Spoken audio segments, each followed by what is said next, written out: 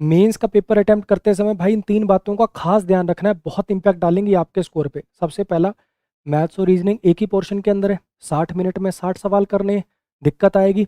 तो सारा गेम इस बात का है कि कम से कम मेरे वो क्वेश्चन ना छूट जाएं जो मुझे आते थे, है ना। उसी से स्कोर ऊपर नीचे होगा, क्योंकि जो डिफिकल्ट है वो तो सबके लिए डिफिकल्ट है, आता हुआ क्वेश्चन तो ना छूटे, ईजी क्वेश्चन तो ना छूटे। अब वो कैसे अचीव हो पाएगा? या तो ऐसे बच्चे जिन्होंने मॉक से ही आदत बना रखी है अपनी कि भैया मैं तो पेपर को 2 पार्ट में करूंगा, पहले वो वाले क्वेश्चन 2-3 सेकंड में देख लिया, अच्छा ये वाला तो ये वाले टाइप का तो मुझे आता है, अच्छा ये ऐसा ही दे रखा है, ये हाँ ये वाला तो मुझे आता है, जल्दी जल्दी जितने हो सके वो कर लिए। फिर सेकंड शिफ्ट में एक एक करके उनको सेकंड पार्ट में एक एक करके निपटाना शुरू किया जो पहले डिफिकल्ट लग रहे थे। लेकिन ध्यान रखिएगा, काफ़ी बच्चे ऐसे होते हैं जिन्होंने मॉक में तो ऐसी कोई आदत डाली नहीं, मॉक में तो वो जब तक क्वेश्चन नंबर 1 सोल्व नहीं होगा 2 तक हिलते नहीं थे, और पेपर में वो सोचें कि हम ऐसे अटेम्प्ट कर पाएंगे, बच्चे तुम डबल टाइम खराब करोगे। क्या होगा? तुम क्वेश्चन पढ़ रहे हो क्योंकि तुम्हें तो ध्यान से पढ़ने की आदत है, तुमने ये स्किप वाली आदत तो डाली नहीं, तेज तेज पढ़ने की आदत तो पहले डाली नहीं है, तो तुम ध्यान से पढ़ रहे हो। 10-12 सेकंड तुमने क्वेश्चन पढ़ने में लगा दिए, फिर सोचा कि करूं कि ना करूं, 5 सेकंड उसमें खराब कर लिए, इतनी देर में तो वो हो ही जाता। तो ऐसे करके तुम अपना बल्कि दुगना टाइम खराब कर दोगे। तो जिन्होंने मॉक में ऐसी आदत अपनी नहीं बना रखी है बच्चे, तुम मत करना ये काम।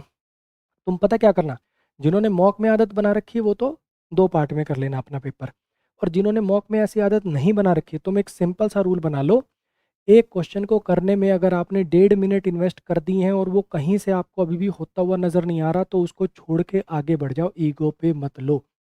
बहुत बार क्या होता है, पेपर का पहला दूसरा ही क्वेश्चन गलत दे देता है, आप उसी में फंसे रह जाओगे, 3-4 मिनट खराब कर लोगे, पूरा पेपर का टेम्परामेंट खराब हो जाएगा। ईगो पे नहीं लेना।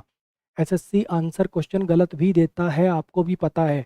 तो अगर कोई क्वेश्चन 1.5 मिनट में आपसे ना हो तो उसको छोड़ के आगे बढ़िए। ठीक। दूसरी बात, इंग्लिश और जीएस एक पोर्शन में टाइम बचेगा आपके पास, काफ़ी टाइम बचेगा, किसी के पास 15 मिनट 10 मिनट 20 मिनट भी बच सकते हैं। तो भाई ध्यान रखना, जीएस और इंग्लिश में आंसर चेंज नहीं किए जाते। आप कभी मॉक में भी तजुर्बा करके देख लेना, अगर आप 10 क्वेश्चन के आंसर चेंज करोगे तो 2 ही ठीक होंगे, 8 गलत हो जाएंगे, और नेगेटिव मार्किंग बहुत भारी है, ध्यान रखना। तो जीएस और इंग्लिश में जो आपने गट फीलिंग से पहली बार में लगा दिया, ठीक है, चाहे कितना ही टाइम बच जाए, आंसर चेंज मत करना। तीसरी बात, काफ़ी बच्चे होंगे जिनकी टाइपिंग स्पीड अभी 22 आ रही है, 23 आ रही है, 24 आ रही है, 25 आ रही है ना, रिक्वायर्ड है 27। अब वो सोच रहे होंगे देने भी जाऊँ कि नहीं जाऊँ, बिल्कुल जाना, 100% जाना, 100% जाना है। और मैं सही बता रहा हूँ, मैंने मेरे साथ के कितने ही दोस्त अपने, कितने स्टूडेंट्स अपने देखे हैं, पिछले दिन पेपर से पिछले दिन तक स्पीड आ रही है 23 और उसका टाइपिंग क्लियर होता हुआ देखा मैंने।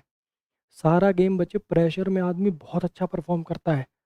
कई बार बहुत लोग होते हैं जो प्रेशर में ही बहुत अच्छा परफॉर्म करते हैं, मैं खुद उनमें से एक हूँ। तो ध्यान रखिएगा, चाहे आपकी टाइपिंग स्पीड 22 आ रही है, कॉन्फिडेंस रखना, मैंने होते हुए देखे हैं यार पास, 100% होते हुए देखे हैं। अपने ऊपर कॉन्फिडेंस रखना कि टाइपिंग मेरी निकलेगी 100%। ठीक है।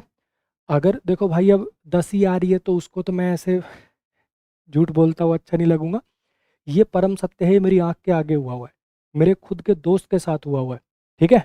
बिल्कुल टेंशन आपको नहीं लेनी है, 22 23 24 भी आ रही है, आपका टाइपिंग क्लियर होगा, आपको जाना है पेपर देने और अपने ऊपर कॉन्फिडेंस रखना है। तो ये थी भाई 3 भाई वाली सलाहें। आप सबको मेंस के एग्ज़ाम के लिए ऑल द बेस्ट। सब बढ़िया होगा, सब बढ़िया होगा। ठीक है। कॉन्फिडेंस रखिए, अपनी मेहनत पर कॉन्फिडेंस रखिए, सब अच्छा होगा। और कोई ऐसा बच्चा नहीं होगा जो कितनी बेकार तैयारी है, चाहे तुम्हारे, मैं कहता हूँ मॉक के अंदर 390 में से चाहे तुम्हारे नंबर बनते हो 200, पेपर देने हर बच्चा जाएगा, हर बच्चा पेपर देने जाएगा। ठीक है। All the best.